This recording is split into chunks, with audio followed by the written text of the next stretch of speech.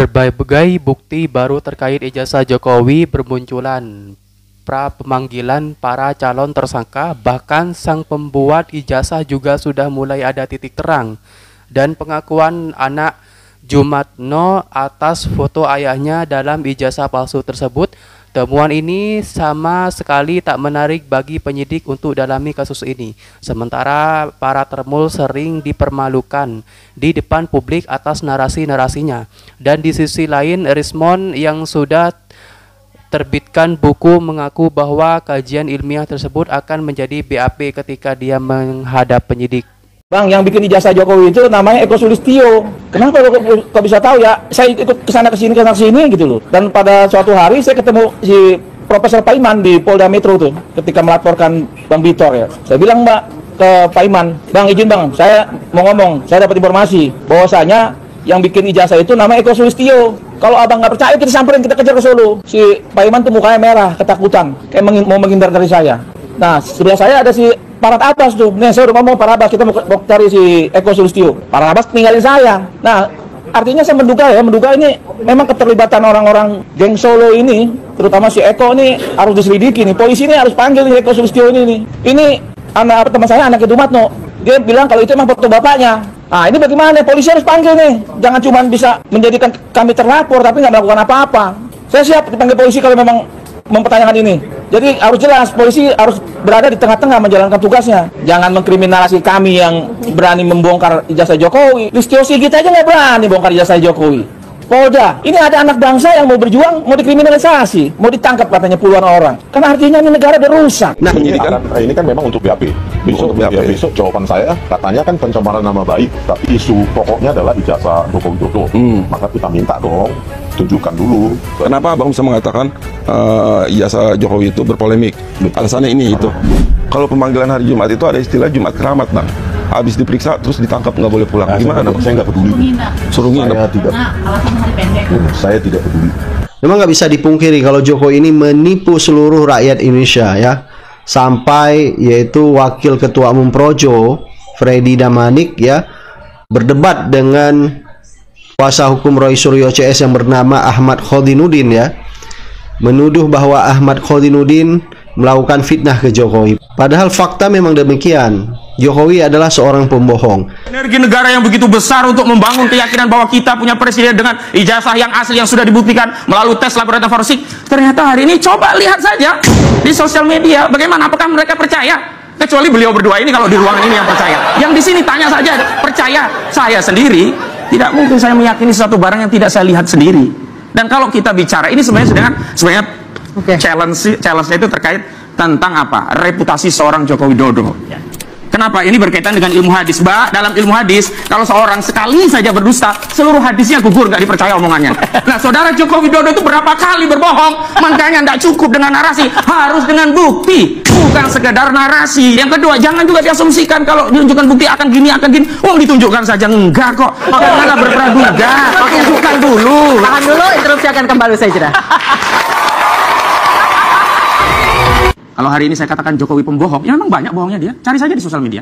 Jadi kalau saya katakan Jokowi pembohong, banyak. 6.000 mobil SMK sampai sekarang nggak ada wujudnya. Apakah itu disebut menuduh? Ada faktanya, dia bohong. Nah, kalau saya kemudian tidak suka kebohongan, boleh. Bahkan dalam Islam, kita itu diperintahkan tidak suka dengan kebohongan, kezaliman, dan mengontrol. Nah, di antaranya yang mengingatkan saudara Joko Widodo, Pak Jokowi, ojo tukang ngapusi, becek ketite olo ketoro, kabeh mesti ngunduh wahing pakerti. Ini bagian dari kontrol dari filosofi Jawa yang mendalam. Kalau tahu filosofi Jawa. Saya kebetulan nggak ngerti, Pak. Artinya adalah setiap yang menanam pasti akan menuai. Setiap orang mau disembunyikan bangkai seperti apapun nanti juga akan ketahuan belangnya. Dan saya mau bicara begini. Kita itu jangan membangun keyakinan dengan taklid buta. Keyakinan itu ada dua. Pertama dimensi empirik, yang kedua dimensi transenden. Kalau kita bicara dimensi transenden, keimanan kepada malaikat, surga, neraka, itu dasarnya dalil sam'i. Kita yakin ada Al-Quran, ada As-Sunnah. Selesai, nggak perlu melihat langsung. Tapi ini empiris loh. Ijazah itu empiris. Dari mana kita meyakini ijazah itu asli? Barangnya nggak pernah lihat. Itu taklid buta namanya. Dan orang-orang yang taklid buta ini nggak sehat secara nalar gitu. Jadi jangan dipaksakan kami menjadi orang yang taklid buta, bodoh, meyakini sesuatu yang empiris, yang terindra, tapi kami tidak pernah melihatnya, lalu kami yakini itu ada. Ini kan bodoh. Baik. Lakukan selagi Anda berwenang, gitu. Ya, karena pasti ada ke depan ada apanya. Itu dicatat oleh sejarah. Iya. Perilaku-perilaku itu dicatat. Selagi Anda punya kewenangan, menurut Anda, silahkan lakukan sesukamu. Gitu. Ada bayarannya di masa depan untukmu, ya, baik penyidik, kepalanya, dan jenderal-jenderal yang ada di Polda Metro Jaya maupun Kapolri, silahkan lakukan. Jadi udah nggak peduli istilah Jumat Keramat. Nggak peduli. Ade Darmawan dihitung 1988 dikurangi 1957 itu berapa? Tolong, lulus SD, SMP, SMA lulus toh? Coba tolong. Ya, satu, ya coba semua ya. 1988 minus 1957 itu berapa? 31 tahun. Terus? Tulisannya apa? Peringatan 25 tahun. Oke ya. Nah, terus yang kedua, diam ya. Yang kedua adalah Fakultas Kehutanan Universitas Gadjah Mada itu lahirnya tahun berapa, Mas? Sebelum 1957. Fakultas Kehutanan Universitas Gadjah Mada itu lahirnya 1963. Artinya buku ini palsu. Ya, lanjut. Lanjut yang kedua. Dikit saya dikit aja ya. Nah, Joko Widodo tertulis di situ ya. Ini adalah mahasiswa yang dianggap di buku palsu itu adalah dianggap sebagai Joko Widodo yang kemudian menjadi presiden ya.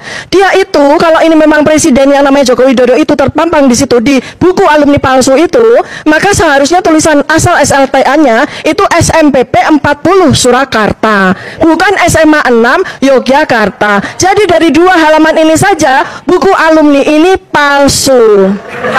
Ini sebentar lagi pakai oranye atau dan sebagainya itu kayaknya nggak butuh seperti itu ya, karena negara ini sudah mulai berproses ya, polisi juga tidak gegabah dan seterusnya. Nah, saya semalam itu bertelepon dengan Eko Sulistyo. Ini bukan orang sembarang ya, mantan komisaris PLN,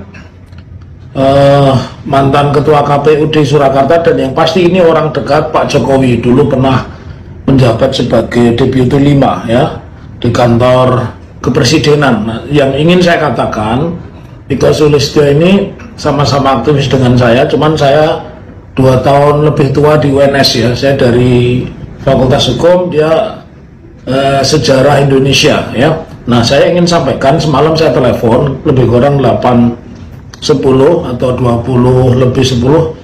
Yang intinya pertanyaan saya mengatakan, pada saat Pak Jokowi mendaftar itu pakai ijazah apa dan diverifikasi apa enggak, dia mengatakan ya ada dokter Andes, ada insinyur, tapi memang tugas saya tidak memverifikasi. Tugas saya itu hanya memeriksa apakah persyaratan itu syarat administrasi terpenuhi. Nah, saya tanya lagi, apa syarat administrasi? Syarat administrasinya adalah cukup dengan melampirkan fotokopi ijazah yang dilegalisir, jadi tidak pernah dicek ya, di KPU tidak pernah dicek. Bahkan saya juga tanya kepada Divisi Hukum Komisi Pemilihan Umum Kota Surakarta ya, rekan saya sahabatnya Suharsono juga memang tidak diverifikasi ya.